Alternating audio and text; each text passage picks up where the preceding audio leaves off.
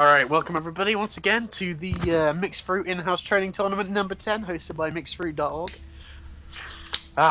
This is the... I'm not sure what round this is. It's the first game of the losers bracket, I think. Which bracket are we in? Oh, sorry, it's the high-end bracket, so... Alright. Yeah. And the first game there. Alright, this is the first game of the losers bracket in the high-end tournament, which consists of Master and Diamond players.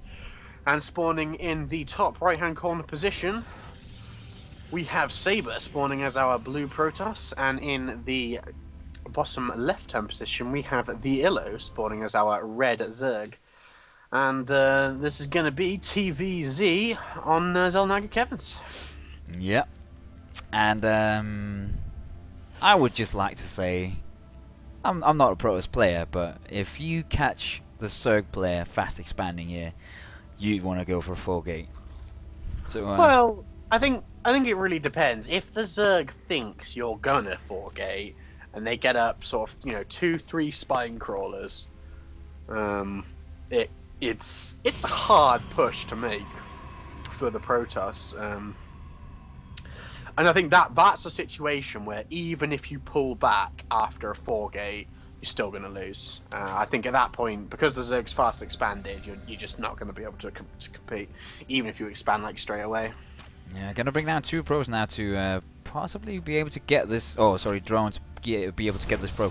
And throwing down a pylon, going to nibble away a bit. That going to delay the expansion of... that is going to finish, though. That's not going to get killed. But before it's finished, this is going to really delay that expansion. Yeah, indeed. And he has thrown down the spawning pool as a response to that. So I definitely enjoy that. Yeah, he's cancelled it. Excellent move. Loved it. Yeah, very nice. Just a little bit of a bump in the build order of Theilo. And that's definitely something you want to do when it's top end. I mean, of course, being a very good player, you can usually manage it, but... Yeah, we do see a lot of Protoss players just throwing down that pylon at the natural. Oh yeah, as well as setting back the obviously an established build order. It gets in your head. You start thinking like, oh my god, I've got to do something about this. So you pull some drones. I mean, right there we had 2 there that could have been doing something else. Yeah. And you start to lose concentration when you've got to deal with just little things like that, which is why it's such a great idea to do it. And obviously it has delayed that expansion by a good 30 seconds, which is pretty long in in early game terms. I mean, knowing that expansion up for an extra 30 seconds is 30 more seconds that 4-gate could be coming at your door. Yeah, and speaking of 4-gate, quite a lot of Chrono Boost saved up at the moment. Now Chrono Boost, now a Sentry actually. Maybe gonna just be the Sentry expand play, or well, it could actually be the 4-gate as well. We'll have to see. I'm not sure. I think he'd probably be better off letting that drone escape. Although I suppose the drone could escape it for 1 to 2 anyway.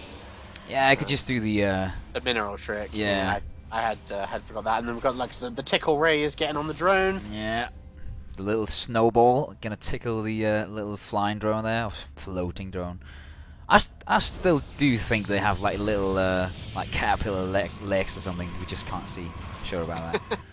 Oh well, because so they're floating. Yeah, they are floating when you yeah, they're floating when you zoom in on them. But yeah. Yeah, I suppose that's true. Well, I don't know. They're just floaty, innit? They got little wings. They got wings. They can fly.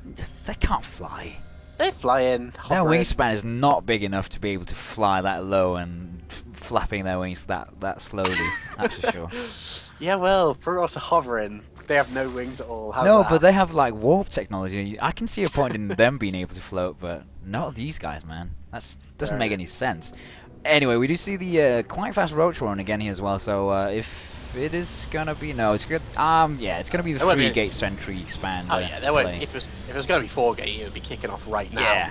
Which I mean, if you look, I think he'll be kicking himself when you watch the replay. I mean, imagine 4 zealots. Well, imagine 4 zealots and 5 zealots and 2 stalkers in the base right now. This would be game. That wouldn't be possible. Yeah, I mean, this would be over if a 4-gate had occurred. That's true, but again, you have to take into account that as Zerg, you kind of react to what you see, and having these Zelnaga towers, you'd be able to see well, maybe not the whole push coming, but at least some of it, and he'd be able to maybe throw down a few more spine crawlers and make some Zerglings instead of drones. Spine crawlers have a really long build time, though. I mean, it's not a quick occurrence, and especially if there was a proxy pylon around. Although I do saying that the creep spread here is really good. You know, I mean, 7 minutes into the game, and he's pushing well out towards the halfway point. So any proxy pylon may have already been discovered, unless hidden in Tasteless hidden hallway. Yeah, indeed. And a robotics facility coming up from Saber here. So I mean, I really like this sentry expand play, because you can just you can really just safely expand here. It's just such a nice and safe strategy to do. The ability to manipulate space like sentries do is so good in the early game when you don't have that many units to to sort of just have a straight on brute force fight.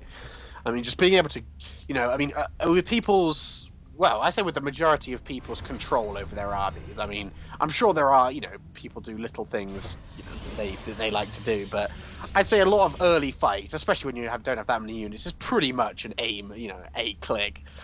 Unless there's a specifically scary unit that you need to get down very quickly, such as an immortal or like a colossus or something. But with that sort of mentality and the use of force fields, the AI is horrible in this game, and you can really do some damage.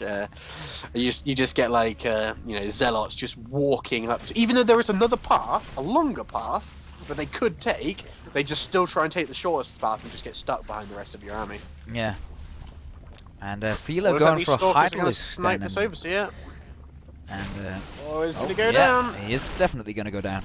Hydralisk then and a double evolution chamber. Going to take the second expansion as well.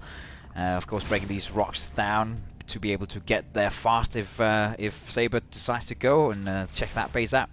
It's probably going to be not adding any gates right now, so still only on 3 gates in a row, but we're going to add a forge right now.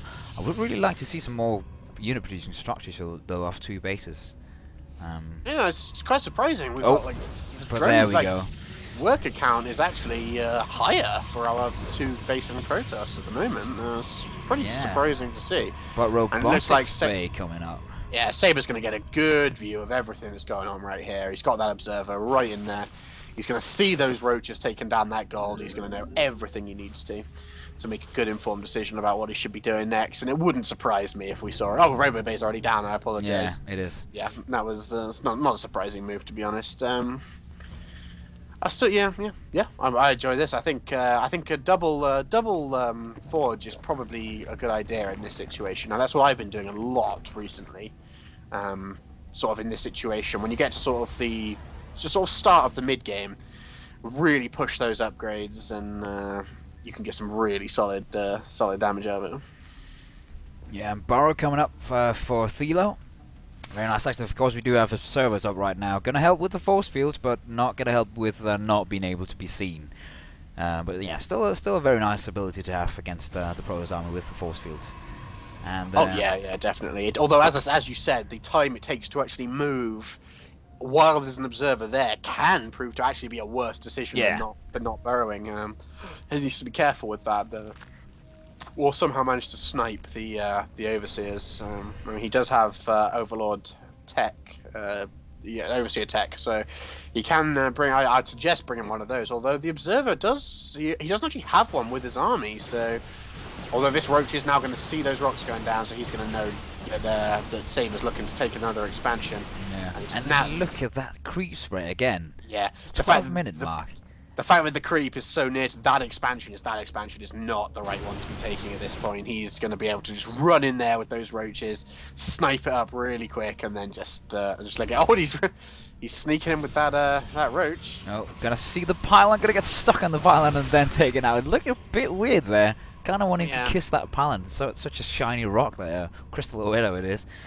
And again, I mean, he can't even take the gold at the moment either, because more creep to him is being thrown up. And I mean, it's 13 minutes in, and the creep is actually almost up to the natural expansion of Saber. It's absolutely insane.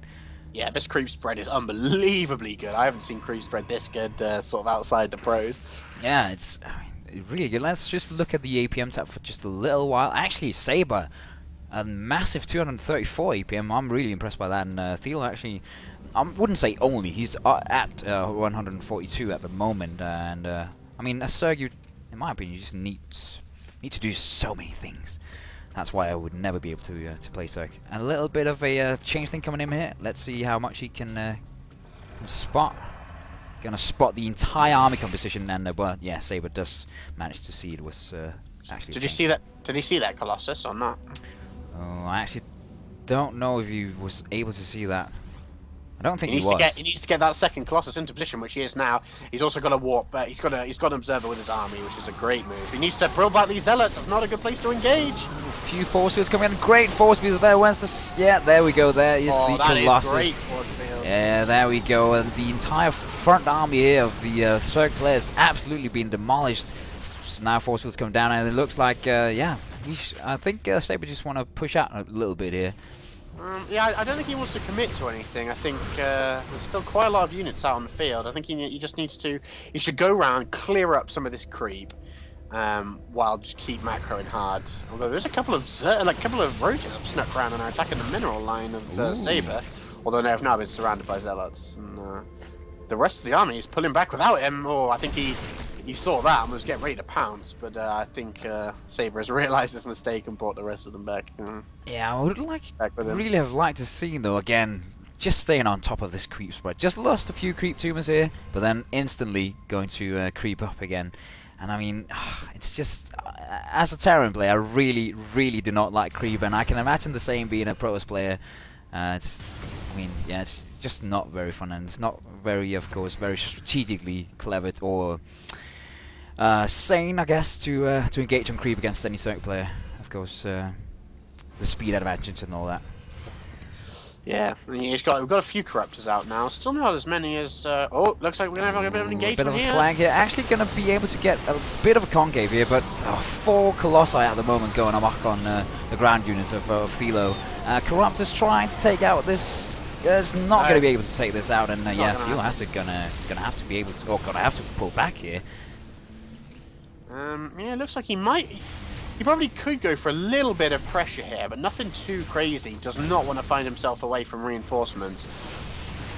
Yeah, at the moment, we see the unit loss tab. Theilo has lost 7,200 resources, and only Saber's only lost 3,400. And another push engagement coming in. Not a good engagement. Not going to be enough at all. Going to try and snout the Colossus, but of course the high ground they can actually just walk up there with a tiny, or I guess huge, kind of creepy legs there. Yeah, it's like I thought he was going to go for a little bit of some form of counter push with that little group of things, but I think he's going to find himself in an unsurmountable position here. I think we'll be seeing the GG any second.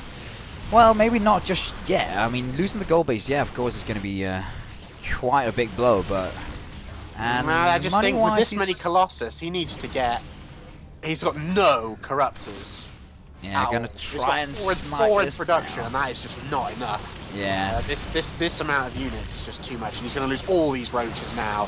And yeah, I think he's just too bad. 10 corruptors in production though at the moment. I do agree with you. It's not going to be enough.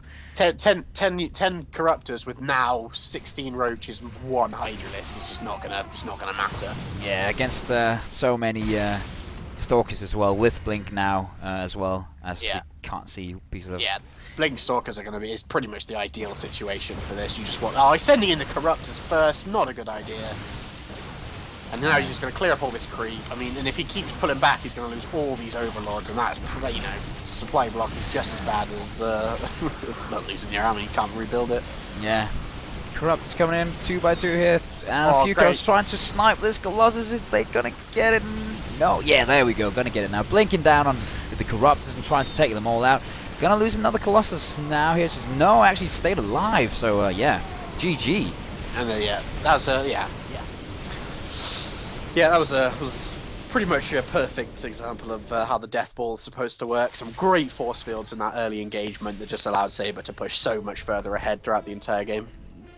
Yeah, indeed. I mean, the death ball of Protoss is just so scary. So scary. Let's see, Protoss units does not cost any money. Wow. that was actually... What? Protoss units are actually really expensive. I don't know what he's on about. Like you get, yeah, that's rubbish. I mean, don't get me wrong. I'm not saying Protoss is any way underpowered or unfairly more expensive, but Protoss units are. I mean, those Colossus, that's 300, 200. It's not exactly a cheap unit.